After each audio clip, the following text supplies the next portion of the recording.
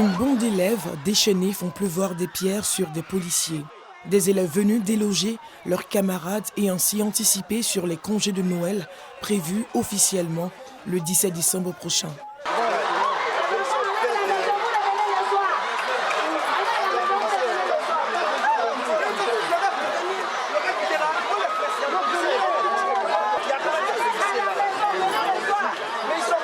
Le premier magistrat de la commune d'Ara, Badou Arlette Nguessan, est descendu sur le terrain pour demander aux élèves d'être des citoyens et responsables d'une école de qualité. Ce matin, vos camarades sont venus vous perturber. Ne les écoutez pas. Eux-mêmes vous ont dit de retourner en classe. Retournez en classe jusqu'au vendredi 17. Vous en donnez 50 cartons de RAM pour que vous étudiez convenablement. Ceux qui sont en classe d'examen, les examens ne se préparent pas le dernier jour. C'est depuis le premier jour que les examens se préparent. Je vous en prie, retournez en classe, préparez vos examens. Applaudissez-vous. La campagne de sensibilisation dans les établissements se multiplie. Certains perturbateurs des cours ont été mis aux arrêts.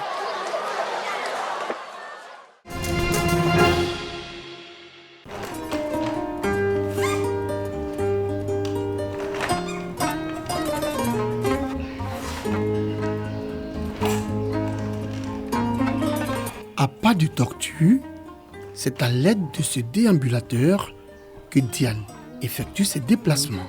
Quand je peux aller avec le déambulateur, j'essaie de partir. Quand je ne peux pas, je descends. Parce qu'en 4 pattes, j'arrive pas au niveau d'un genou. Il y a un genou qui me fait beaucoup mal. Donc quand je vais aller en 4 pattes, c'est un peu douloureux, donc je peux aller sur les fesses. Je suis avec ma maman, mais le matin, ils vont vaquer à les occupations, donc je suis pratiquement seule. Pour la nourriture, on me garde à manger. Avant de partir le matin, on me fait ce que je dois manger, on dépose et puis bon, voilà, ils s'en vont. Voilà, c'est comme ça le quotidien. Victime d'un accident de la circulation en 2011, cette jeune dame n'a plus retrouvé sa mobilité d'antan. Le 17 juin 2011, pendant que je sortais pour aller faire une course à Djamé, donc je cherchais à traverser la voie au niveau de la voie du zoo, en face de Hachma, pour emprunter un baka qui va en direction d'Adjamé. Voilà. Et il y avait un autre baka qui venait en direction d'Adjamé qui m'a percuté. Voilà. C'est comme ça que l'accident est arrivé. Au début, j'étais paralysée des 4 membres et même au niveau des doigts, il n'y a pas trop la motricité comme il faut. Voilà. C'est un peu limité. Donc j'essaie d'adapter ça comme je peux pour pouvoir faire les choses. Donc voilà. J'avais voulu m'élever, mais je me suis rendu compte que je ne pouvais pas bouger, sauf la tête qui pouvait bouger. Étudiante en 3e année de licence à l'Institut des sciences et techniques de la communication ISTC Polytechnique, option journalisme, au moment de son accident, Diane a dû arrêter les études durant 5 années pour se consacrer à ses soins avant de reprendre en 2017 le chemin de l'école. Quelques années après, j'ai senti le besoin de travailler, d'essayer de voir si c'était possible quand même de travailler. Donc j'ai demandé à l'ISTC si je pouvais avoir le diplôme. On m'a dit non, que comme je n'avais pas fini l'année, donc on ne pouvait pas valider. Donc il fallait que je retourne pour finir l'année, pour valider. Donc je suis retournée en 2017 pour pouvoir valider l'année. Et puis j'ai fini, j'ai fait la soutenance et puis voilà, je suis partie. La licence obtenue, Diane ne baisse pas les bras malgré son handicap. Ces journées, elle les passe à travers la rédaction de certains articles chez elle à la maison à Bonois, localité située dans la région du Sud-Comoé, au nord-est de Grand-Bassam. C'est un métier de terrain, ça demande beaucoup de mouvements et tout ça. Donc j'essaie d'écrire pour une sœur qui a un blog. J'écris et je l'envoie et puis elle corrige et puis elle met ça sur son blog. C'est comme ça que ces temps-ci je passe mes jours.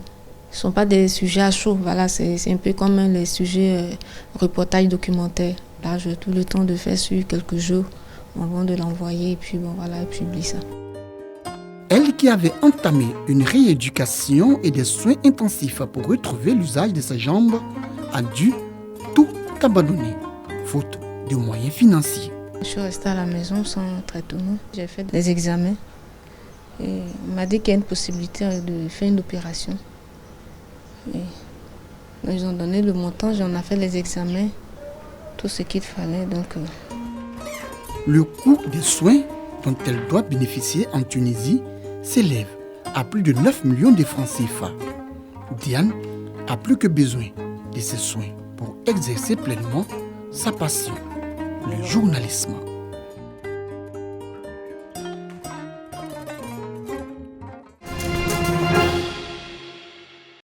Une semaine de rencontres et d'échanges avec des écrivains à travers des conférences-débats, dédicaces et expositions d'ouvrages variés.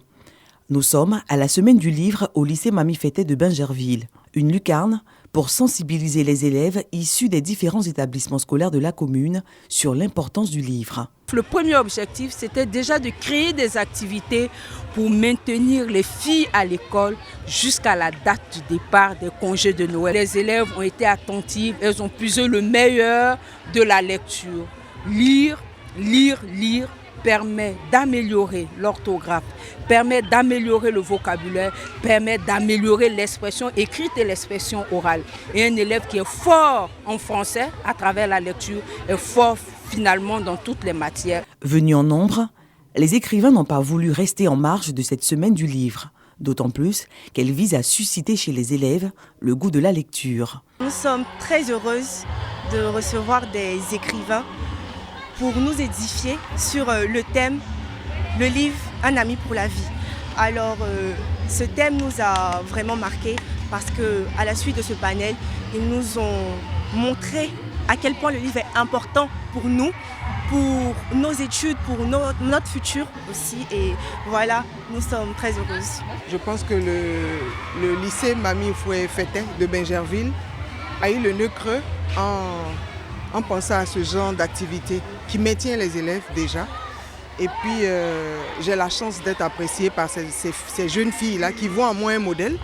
Donc c'est avec grand plaisir que je participe à cette activité. Si cela peut leur permettre de passer déjà de bonnes veilles de vacances et en plus si ça peut susciter des vocations parce que l'objectif premier c'est d'emmener ces enfants-là à aimer la lecture et à travers nous, pourquoi pas créer le déclic pour ceux qui n'aiment pas vraiment. Cette semaine du livre au lycée Mamie Fété de Bingerville, qui a sa 3e édition, prendra fin le 17 décembre prochain.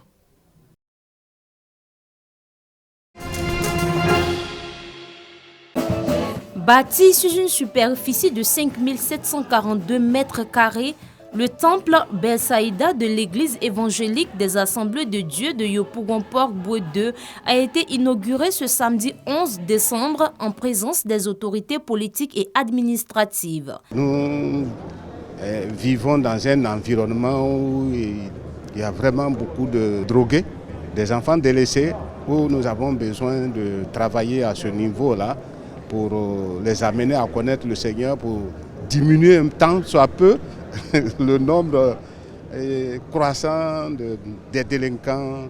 Et donc nous allons procéder à l'évangélisation. Les gens vous considèrent en fonction de la considération que vous donnez à ce que vous faites.